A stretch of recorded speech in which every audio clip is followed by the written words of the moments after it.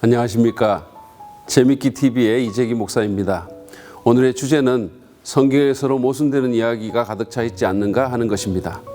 일단 가장 짧게 대답을 하자면 그렇지 않다는 것입니다.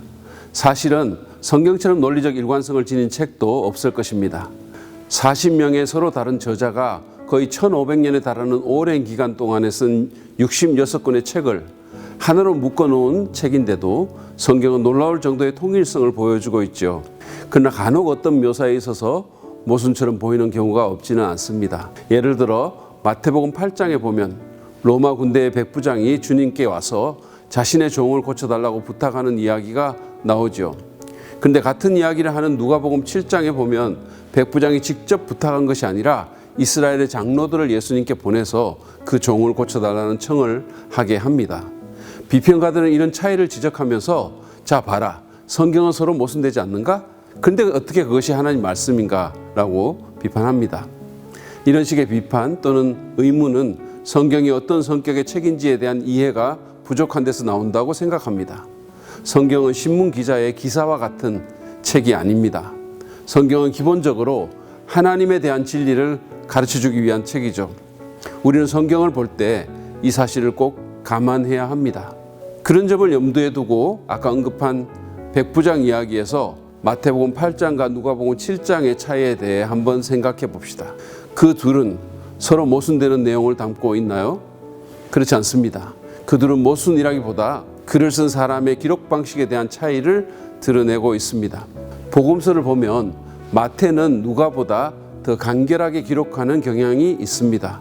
그래서 누가는 백부장이 장로들을 보내 자신의 의사를 전달했다는 사실을 디테일하게 다 적고 있지만 마태는 중간 과정을 뺀 채 그냥 백부장이 딸을 고쳐달라는 부탁을 했다고 쓴 것이죠. 누가가 의사 출신의 역사가라는 사실을 고려하면 아마 이런 차이가 더 잘 이해될 것입니다. 근데 이것은 사실 오늘날에도 같은 방식의 표현 방법을 볼 수 있습니다.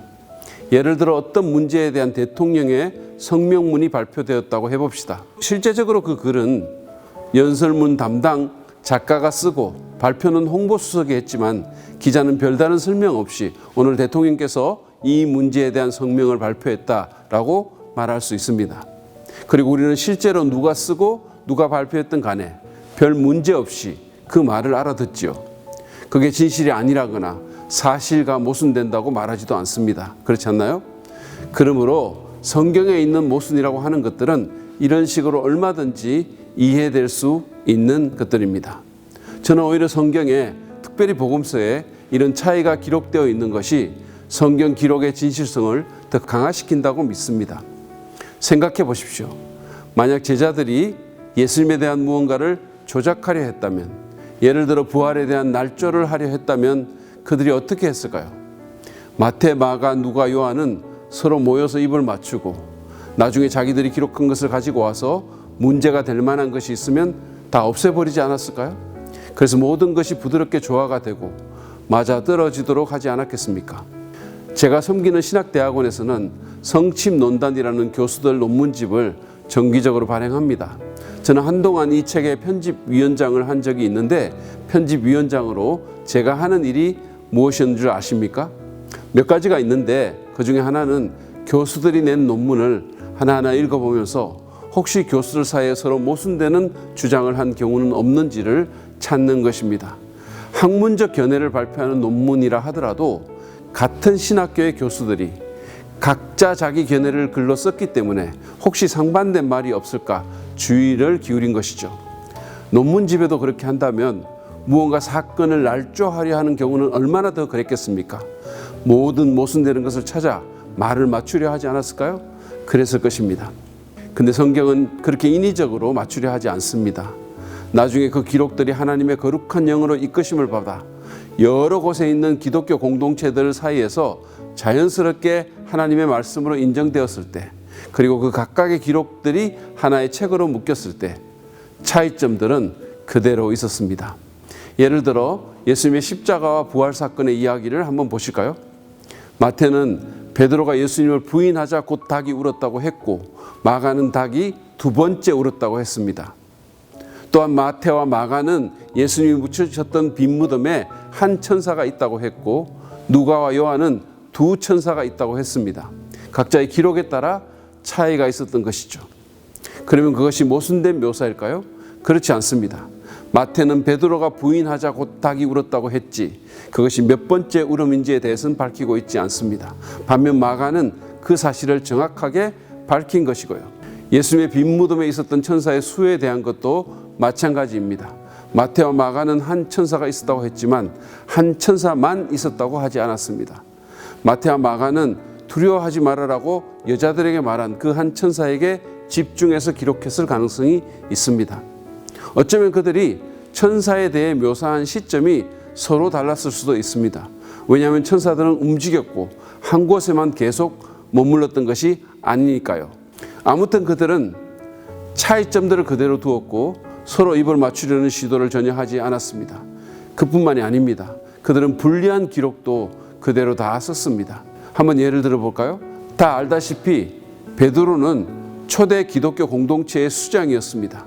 그런데 그들은 베드로의 부끄러운 모습을 적나라하게 기록했죠. 심지어 한갓 여종의 질문에도 너무나 두려워하며 저주까지 섞어서 예수님을 부인하는 그야말로 비영웅적인 모습을 이야기에 포함시켰습니다. 초대교회에 누군가가 이야기를 조작했다면 바로 빠져야 할 기사이죠. 또 다른 예를 한번 볼까요?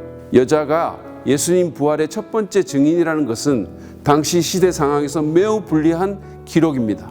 왜냐하면 여자는 당시의 이류 인간으로 여겨졌고 여자의 증언은 법적 효력이 없었기 때문이죠. 그런데도 마태, 마가, 누가, 요한이 다 그 기사를 썼습니다. 이 모든 것은 그들의 기록이 조작이 아님을 강력하게 지지합니다. 정리하자면 성경에는 모순처럼 보이는 기록이 있습니다. 그러나 그것은 앞에서 본 것처럼 다 설명 가능한 차이들이지요. 그러므로 그런 것들이 성경의 권위나 진실성을 깎아내리지 않습니다. 오히려 그 차이점들은 성경이 누군가의 조작이 아니고 진실된 기록임을 강력하게 옹호하지요. 오늘은 여기까지 하겠습니다. 혹시 성경에 대해 궁금한 점이 있다면 댓글로 남겨주시거나 사랑믿는 교회에 문의해 주시기 바랍니다. 다음 시간에는 성경이 성차별이나 노예제도와 같은 태행적인 관습을 옹호하지 않는지에 대해 살펴볼 예정입니다. 기대하시고 시청해 주시기 바랍니다. 아울러 오늘 내용이 조금이라도 도움이 되셨다면 구독과 좋아요를 눌러주시면 좋겠습니다. 대단히 감사합니다.